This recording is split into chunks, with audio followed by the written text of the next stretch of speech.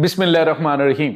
अस्सलाम वालेकुम नाज़रीन, मैं हूं डॉक्टर अली और आप देख रहे हैं मेरा फेसबुक और यूट्यूब चैनल। नाज़रीन, बड़ी अहम तरीन डेवलपमेंट्स हैं। बहुत बड़ी खबर आपको देने जा रहे हैं। हमने कहा था कि चंद दिन इंतजार करें, इनकी चीखें निकलेंगी और अब नाज़रीन बाकायदा तौर पे नमक हरामों ने पाकिस्तान के साथ पंगा लेके चीखना शुरू कर दिया है। अभी तो वो कहते हैं कि अभी इब्तदाए इश्क है, होता है क्या, आगे आगे देखिए होता है क्या। नाज़रीन, इस वक्त अफगानिस्तान की जो चैम्बर ऑफ कॉमर्स है उसने बहुत बड़े खतरे की घंटी बचा दी है और उन्होंने कहा है कि पाकिस्तान के साथ फौरी तौर पे उनके तमाम मुतालबात मानो और हमें बचाओ। इस वक्त सूरत हाल वहां पे क्या है, ये तमाम तर डिटेल्स आपके साथ हम शेयर करेंगे। जबकि दूसरी जानिब नाज़रीन, भारत का तिजास का जो स्क्वाड्रन 45 है उसको ग्राउंड करने का बड़ा जो है वो फैसला कर लिया गया। इसके साथ ही नाज़रीन एक और बड़ी और अहम खबर है कि भारतीय जो नॉर्दर्न कमांड है उसका जो चीफ है यानी कमांडर है उसका एक जनरल, वो नाज़रीन तिजास के ग्राउंड होने के बाद शायद हवास बाख्ता हो चुका है, हवास खो बैठा है। पाकिस्तान को बड़ी अजीब और गरीब धमकी दी गई है। इसकी ताज़ा तरीन तफसीलात आपके साथ हम शेयर करेंगे। वीडियो की तफसील में जाने से पहले अगर आपने हमारे इस चैनल को सब्सक्राइब नहीं किया हुआ तो आपसे गुजारिश है काइंडली इसको सब्सक्राइब कर लें और बेल आइकन को जरूर दबा दें ताकि हमारी आने वाली वीडियो सबसे पहले आप तक पहुंच सके। नाज़रीन, हम आपके शुक्रगुजार हैं जो आप हमारे वीलॉग्स को देखने के लिए वक्त निकालते हैं और कमेंट सेक्शन में अपनी मोहब्बतों का इजहार भी करते हैं। नाज़रीन, इस वक्त सूरत हाल जो है वो ऐसी हो चुकी है कि नमक हरामों को पाकिस्तान ने समझाया था कि तुम एक लैंड लॉक्ड कंट्री हो, पाकिस्तान के रास्ते तुम्हारी तिजारत होती है, हम नहीं चाहते कि आम अफगानियों को नुकसान हो, हम नहीं चाहते कि आम अफगानी जो है वो तकलीफ से गुजरे। डेफिनेटली पाकिस्तान को तकलीफ होती है एक भाईचारे के नाते, लेकिन जो इस वक्त नाज़रीन अफगानिस्तान के अंदर मौजूद तालिबान रजीम है उसने आम अफगानियों की जिंदगी से खेलने का फैसला कर रखा है। इस वक्त सूरत हाल ये नाज़रीन के पाकिस्तान के साथ तिजारत बंद हुए अभी एक महीने से ज्यादा टाइम हुआ है कि इसके साथ ही वहां पे चीखें निकलना शुरू हो चुकी हैं। नाज़रीन, जो आम रूटीन की खाने वाली चीजें हैं उनकी कीमतें आसमान पे पहुंच चुकी है और आम लोगों की पहुंच से बाहर हो रही हैं। और इशाए खुर्दोनोश के अलावा जो सर्दियां हैं ये बड़ी तकलीफदेह होने वाली हैं क्योंकि जो तेल और ज़रूरी इजनास हैं वो पाकिस्तान से वहां पे जाती हैं। और अफगानिस्तान जो है इन्होंने बड़े बुलंदोबांग दावे तो किए थे इसके साथ भारत के साथ प्यार की पींगे बढ़ाते हुए, लेकिन असल जो सूरत हाल है वो बड़ी और तरह की है। आप अंदाजा लगाइए नाज़रीन कि इस वक्त जो चैम्बर ऑफ कॉमर्स है उसने कहा है कि हर महीने हमें $200 मिलियन का नुकसान हो रहा है पाकिस्तान के साथ तिजारत ना करके। तो एक तबाह हाल मईशत का जो मुल्क है, अगर उसको जो सिर्फ बाहर के ममालिक से एनजीओ से पैसे लेता है या आसपास से दहशतगर्दी की बद में पैसे दहशतगर्दों को देने के लिए भारत से लेता है, तो वो मुल्क जो है अगर $200 मिलियन का उसे नुकसान होगा, क्योंकि पाकिस्तान की मंडियों में आने तक तो इनका सामान जो है वो एक तो जल्दी पहुंच जाता था, गलता सड़ता नहीं था, कोई एक्स्ट्रा इनके इंतजाम नहीं करने पड़ते थे।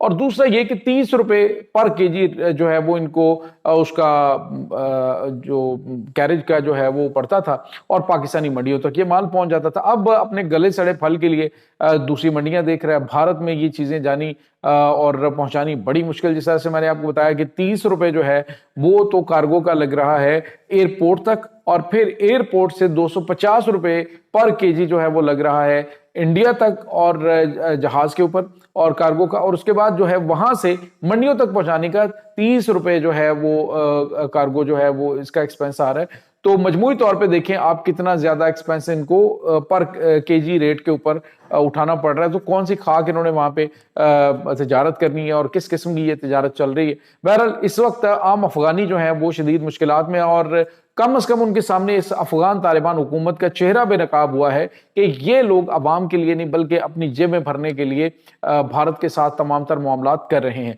इसके साथ ही नाज़रीन एक और बड़ी और अहम तरीन खबर आ रही है कि तेजस क्या गिरे हैं। इस वक्त भारत का मीडिया पागल हो गया। आप अंदाजा लगाएं नाज़रीन के जो बड़े बड़े मीडिया आउटलेट्स हैं वो अजीबोगरीब खबरें छाप रहे हैं। यहाँ तक कि भारतीय मीडिया जो मेन स्ट्रीम मीडिया है वो पाकिस्तानी जो लोग हैं, पाकिस्तानियों ने जिन्होंने ट्वीट्स किए हुए थे उनके ट्वीट्स को कोट कर रहे हैं। ये देखें भारत के खिलाफ प्रोपोगंडा किया गया था क्योंकि तेजस तो बड़ा दुबई एयर शो में गरज रहा था, तो पाकिस्तान ने जो है उसको नजर लगा दी है। कभी कुछ कहते हैं कभी कुछ कहते हैं।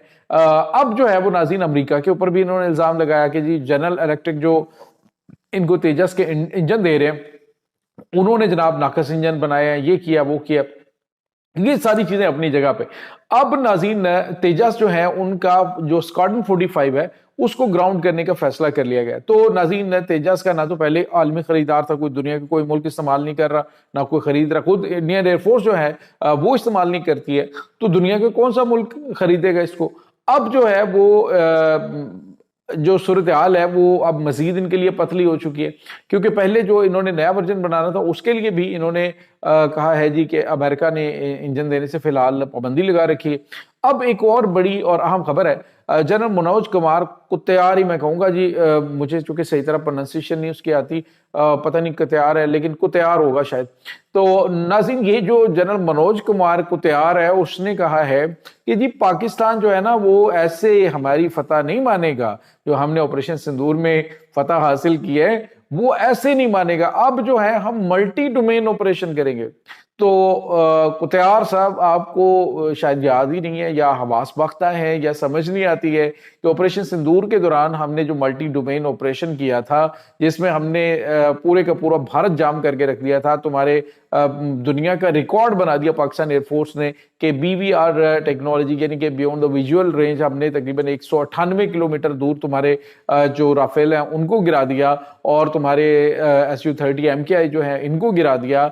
उसके बाद तुम्हारी जदीद तरीन जो टेक्नोलॉजी सो कॉल्ड है उसके पर खच्चे उड़ा दिए, तुम्हारे बिजली जो है वो पूरे भारत के अंदर चली गई थी। तो ये चीजें जो है वो तुम्हें समझ नहीं आती। तो अब जो है वो कहते हैं जी अब हम ऑपरेशन करेंगे ना, तो ये कुत्यार साहब कहते हैं कि अब हम ऑपरेशन करेंगे ना तो हम जाके पाकिस्तान की लैंड को जब तक कब्जे में नहीं लेंगे ना तो पाकिस्तान मानेगा नहीं। हाँ बिल्कुल, हम तो कह रहे हैं कि आए आप आके जो है वो पाकिस्तानी लैंड पे कदम रखें। अभी फिलहाल वो 20 किलोमीटर तो वापस ले लें जो ऑपरेशन सिंदूर के दौरान आपकी फौज को हमने जहां से निकाला था, और उसके बाद आपकी फौज उन चौकियों में वापस नहीं आ सकी है। अभी तक पाकिस्तानी वहां पे फोर्सेस जो हैं वो पेट्रोल कर रही हैं, तो पहले वो तो वापस ले लें। तो अभी तक पाकिस्तान ने वो चौकियां वो इलाके वापस नहीं किए जो पाकिस्तान ने ऑपरेशन सिंदूर के दौरान अपने कब्जे में लिए थे। तो मनोज कुमार कुत्यार जो हैं वो इस वक्त पाकिस्तान को दे रहे हैं धमकियां। बहरहाल देते रहे, जब बंदा जो है वो बीमार हो जाता है तो वो कुछ भी कहता है, तो जो बीमार होता है ना उसकी बात का माइंड भी नहीं करना चाहिए। तो पाकिस्तान के ऊपर हमले की धमकियां और अरसा दराज से ये देते आ रहे हैं। हमला करेंगे तो पाकिस्तान आपके साथ क्या क्या कुछ कर सकता है, ये तो तुम्हारी सोच से भी ज्यादा खौफनाक चीजें हैं। अभी ये कह रहे हैं जी कि हम जो है इब्तदाई तौर पे पाकिस्तान की जो GHQs हैं उनको हम निशाना बनाएंगे और उसके बाद हम जो मिलिट्री तंसीबात हैं वो तबाह करेंगे। तो पहले तो ये देख लो कि तुम्हें चारों तरफ से पाकिस्तान ने घेर रखा है, हर तरफ तुम्हारे जो है वो थंडर गूंज रहा है, हर तरफ तुम्हें थंडर की जो आवाजें हैं वो बेचैन कर रही हैं। तो नाज़रीन ये एक बहुत बड़ा सानिया है, बहुत बड़ा जो है धचका भारत को लगा है। तो दुआ करें कि इनको सेहतयाबी हो, क्योंकि ये सारे बीमार इस वक्त हो चुके हैं, बीमार जहनीत बन चुकी है। पाकिस्तान को जब धमकी आप देते रहेंगे तो अगर अमली तौर पे कुछ करना है तो वो करके आपने देख लिया, पूरा जोर लगा के देख लिया, और उसमें जो पाकिस्तान ने आपकी तसल्ली की है उसके बाद आप पाकिस्तान पर हमला करते हुए 100 मरतबा सोचेंगे। ये नाज़रीन इस वक्त ताज़ा तरीन अपडेट्स हैं। इस तमाम सूरत हाल के बारे में आपका क्या कहना है, कमेंट सेक्शन में अपने ख्यालात का इजहार जरूर कीजिएगा।